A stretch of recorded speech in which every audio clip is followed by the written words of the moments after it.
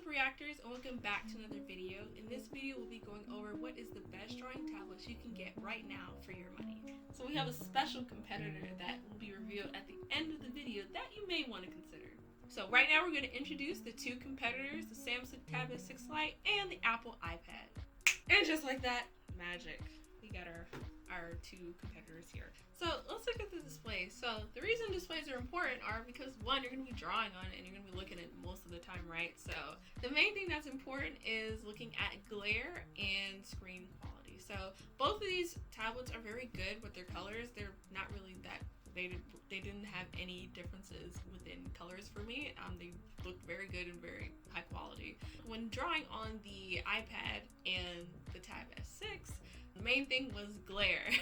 So when drawing on the iPad, very glossy, a lot of glare when, you know, any light would hit it at a certain angle. As opposed to when looking at the Samsung, I could easily like draw in whatever lighting situation and it was no problem. So for me, that's very important because, of course, if you have a tablet, you're going to be going places. You're going to be, you know, different, but once COVID is you'll be going places and, you know, drawing in different scenarios. You won't always be at home. So if you're like, it's coming at me at a certain angle, the sun is kind of like messing up my drawing a little bit, then of course it's going to be a big problem. You're going to be really annoyed and be like, I don't want to draw today. Screw it. So just those main things, but overall the quality of the tablets are still very good. It's just the glare was a big issue that came up when drawing on these in certain situations. Moving on to pen performance. So right off the bat, both of the pens responsive times are very good when working both in Clip and in Procreate. When drawing, you know, it doesn't take me like 5 seconds to see the line I just made trail off. They're very good in like me seeing one-to-one when I'm doing a line. The line is right there with me. So that was really good to see because when you're drawing, it makes a big difference. Another thing to keep in mind with the two pens is battery life. So with the Tab S6, it automatically charges when it is connected or, you know, on the back of the tablet, as opposed to the iPad where you have to make sure that it is charged or that you charge it before you're going out anywhere with it. Really cool tip, if you're like, I forgot to charge my Apple Pencil, is to turn off the Bluetooth so that preserves a lot of the battery life. That's what I do, and it helps me because I'll be like, I don't want to charge this and leave it overnight. I just want to pick it up and go.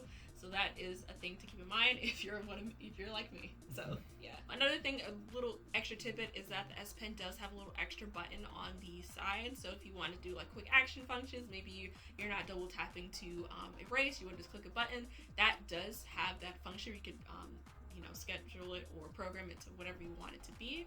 Maybe make a new layer, as opposed to the Apple Pencil, which is just straight, kind of just nothing's on it. It's very clean, very minimal, and you don't have any quick functions you could put on the Apple Pencil. And last but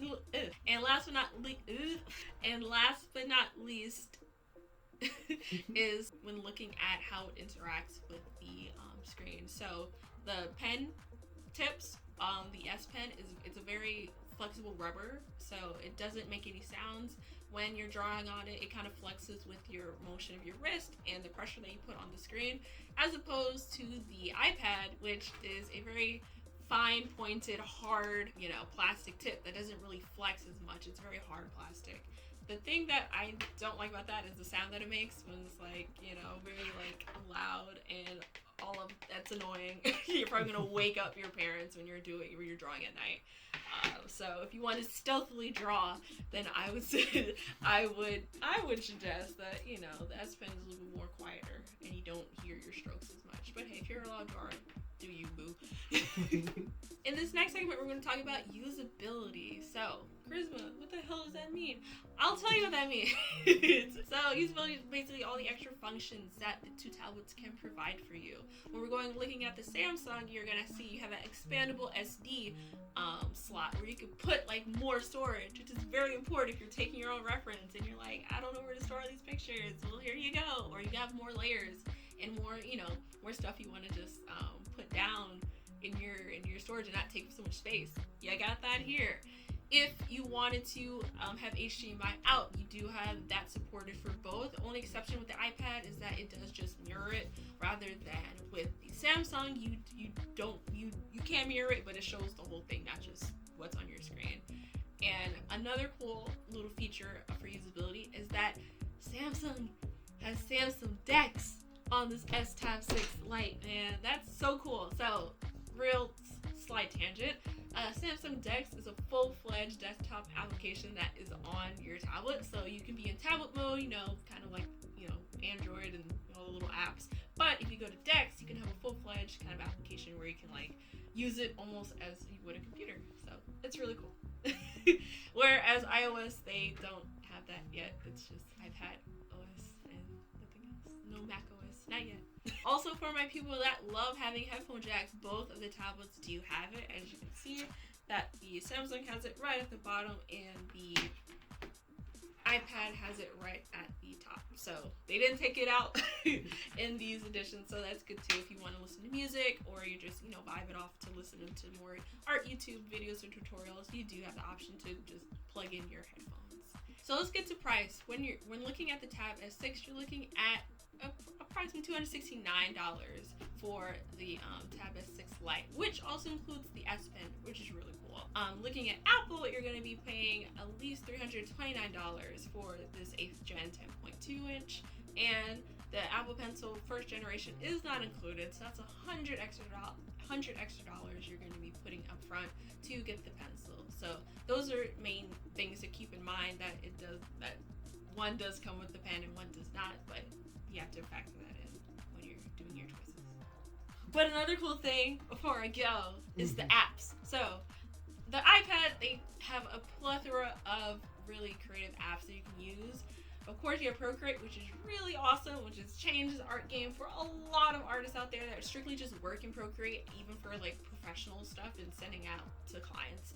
They just strictly use Procreate, which is really top notch. So you really don't need anything else if you can master Procreate. But in addition, you don't have that feature with Samsung because Procreate is not developing for Android anytime soon. They made that very clear. So in comparison, you do have you have other applications like Clip Studio, Krita, and Autodesk. Personally, I like Clip Studio because it's very akin to what I used to at home. But they have a payment plan. It's not, you don't pay it one time and get it like Procreate. You do have to pay $5 per month, which is not that bad considering that you get the whole full-fledged application, and you can sync it up if you bought the license for your desktop. You can sync it up to your cloud. So you do have cloud storage that you can sync up automatically, which is really cool. So just little minor things to keep in mind in terms of applications is that you do have Procreate on this, not available anywhere else except iOS. So if you're willing to make that trade-off, then they should be equally beneficial to you. And now, for the moment we've all been waiting for. Alright, so if you were like, what the heck is this on the side? Well, we're now bringing in the third contestant. Ah! Oh my god, this is Samsung Tab S6, not Lite. Not Lite. It's the full-fledged big boy.